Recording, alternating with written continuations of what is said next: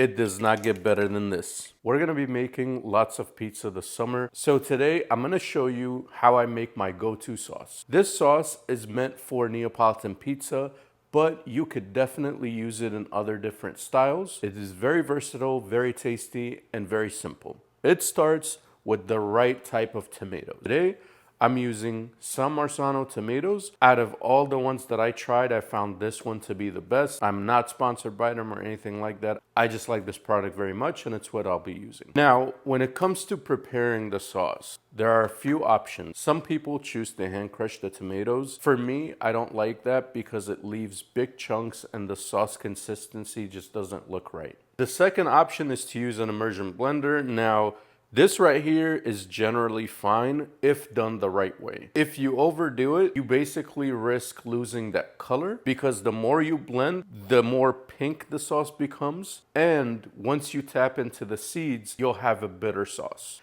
Now, there's a third option that not a lot of people talk about. It's a food mill. What this does is it maintains the consistency of the sauce, does not tap into the seeds, and overall it is my favorite option. So what you want to do is grab a bowl, add your food mill on top. We're gonna open our can of tomatoes and gently dump everything right in. Now we just start turning it until all the tomatoes have been crushed and falls to the bottom. Now don't forget to scrape off the bottom. Now when it comes to seasoning, for me, I found that 8 grams of salt per can is perfect. Now that's just me.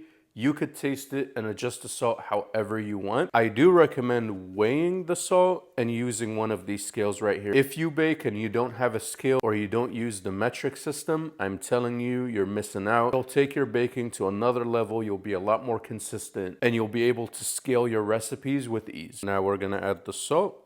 And I'm using sea salt, by the way. Now we're gonna start mixing.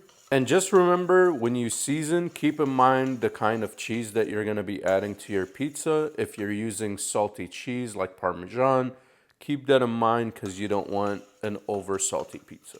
And look at that, guys. You get beautiful consistency. Seeds are still intact. The beautiful bright red color is still there. And that's it. There's only one last thing to do. Always taste your sauce. Bismillah. Yes, oh, that is perfect. It's so smooth and smells so good. You guys should try this definitely. I'm telling you,